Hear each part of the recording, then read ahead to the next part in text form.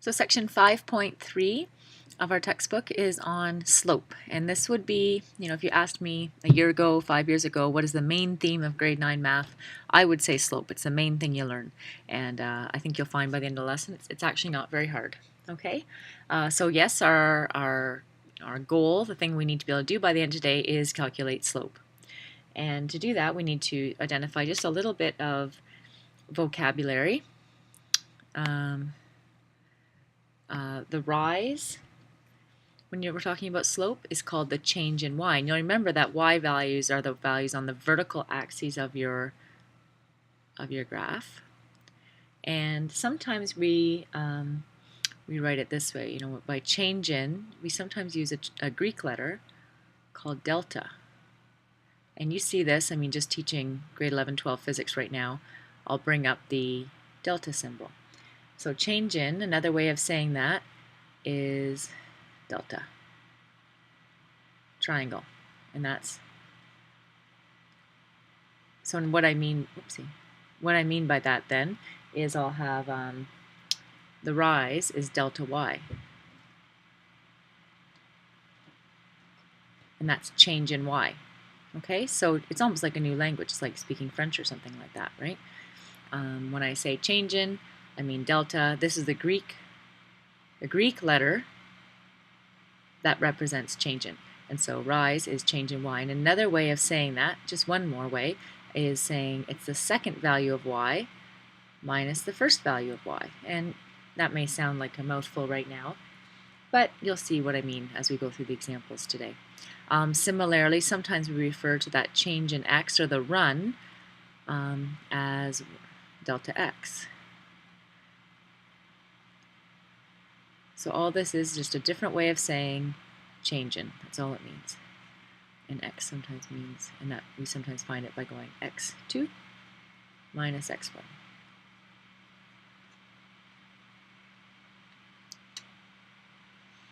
Okay, just looking ahead, a little graph then. What I mean here, as you can see, is imagine you have 2 points on your graph, so this x2 and x1 business. I'm going to label, usually you label the one that's closest to the vertical axis. Remember, this is always y, and the horizontal axis is always x. That never changes.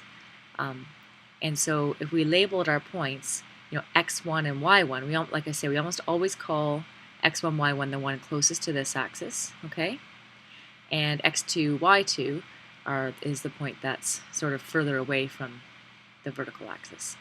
And so if I said that, then,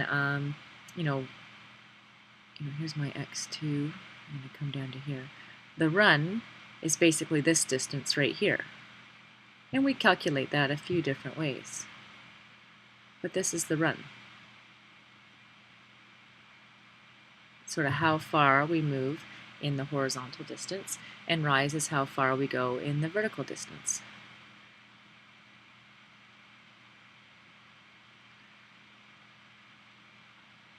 Okay, so this is the rise. So rise is how far it goes, in the up-down direction, and run is in the horizontal direction. So just to give you a quick little example, pretend we had, some point x1, y1, which was equal to, so this is sort of a pictorial. Imagine now I have a numerical x1, y1, and I gave those points 1, 2, and x2, y2, my second point,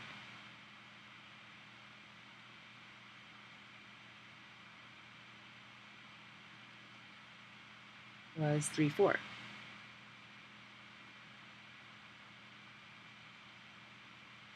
Doesn't fit with this example here. These are two separate examples.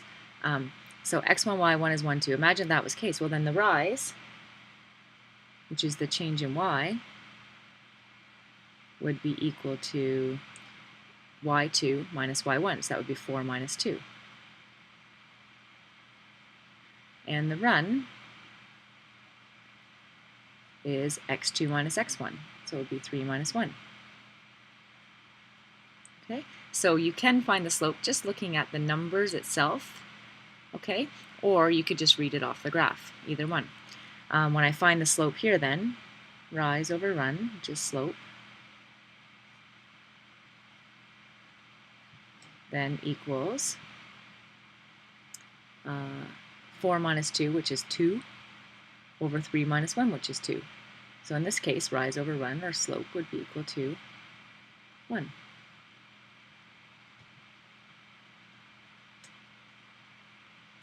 Okay, so that's sort of two different ways of looking at slope. One is looking at it right off the graph, and we'll do several more examples of that. And another one is just getting that idea of change in y, delta y, and delta x. Okay. So therefore, in the equation, the sort of standard equation, y equals mx plus b, and we talked about fixed and variable costs. Well, we use this equation all the time. So the m is slope, or more specifically, m is rise over run. Or m equals.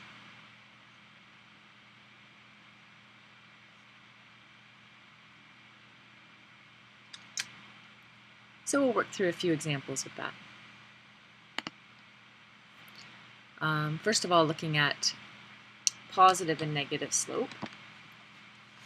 What does that look like?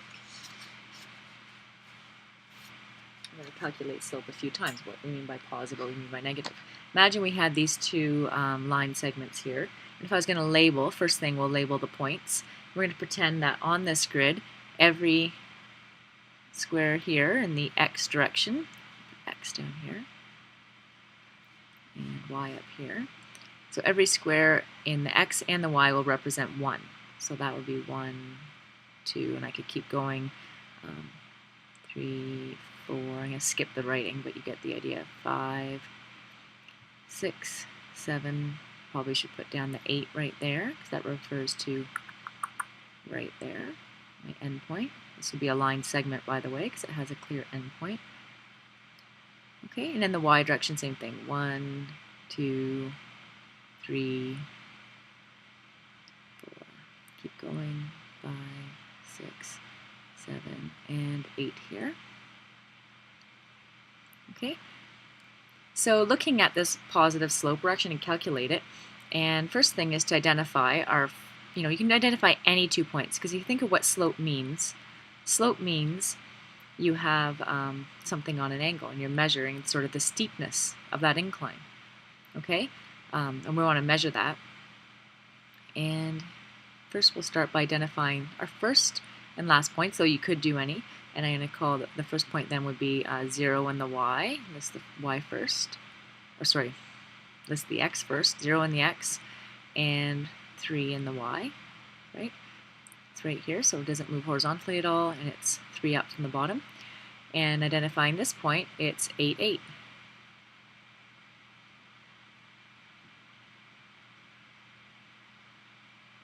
Okay?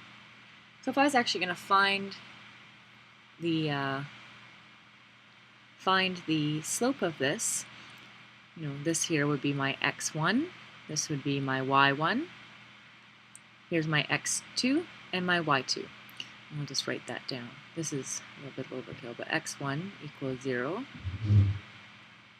y1 equals 3, x2 equals 8, and y2 equals 8. Okay, so if I wanted to find the rise and the run, and just to remind you, the rise would be this distance right here. There's my rise.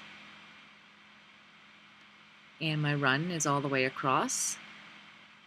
Marked it up a fair bit, but you get the idea that run would go from here all the way off the end here. Okay, this distance here is the run. So rise. So 2 ways we could find it, right? One is I could count these boxes because, and it's a little bit dangerous to do this, but in this case you can, because every box goes up by 1. So the rise is going to be 1, 2, 3, 4, 5. Okay? But the other way I could count that is I could say rise equals y2 minus y1. And of course, it'll be the same thing. It's going to be, that's 8 minus 3, which is, in fact, 5. Okay?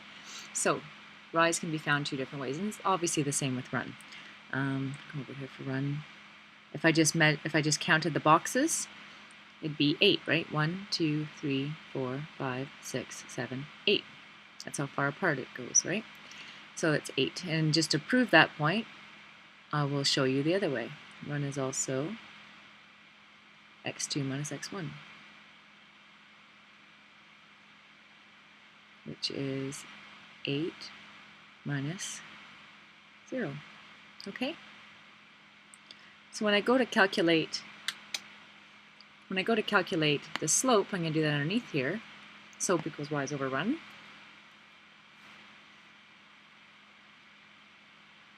I'm going to say m equals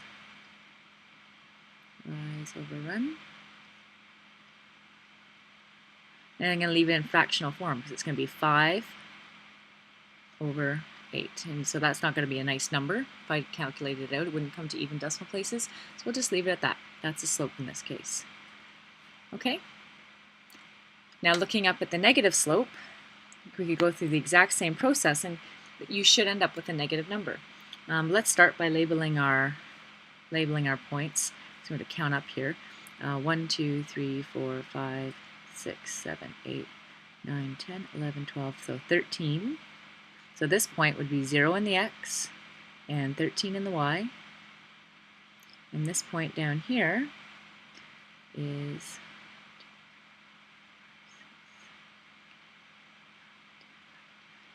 11 in the x, and in the y it's 1, 2, 3, 4. 4 in the y. Okay? So now, if I'm going to calculate rise, equals, well, first way I could do it, see it's going down, it's starting high and going low. That's why it ends up being, when I say negative slope, that's what that means. So I'd be, it is still this height, but you have to think of it as a negative number because it starts high and goes low. So it would be 1, 2, 3, 4, 5, 6, 7, 8, 9. So it would be negative 9. Or you could do y2 minus y1, and that makes it very obvious that it's negative because it's y2 is right here, 4 minus 13, which is negative 9. Run is the same as the other side. I can count it here. So 1, 2, 3, 4, 5, 6, 7, 8, 9, 10, 11. I already did that. So run is 11. Right? So now if I want to find my slope,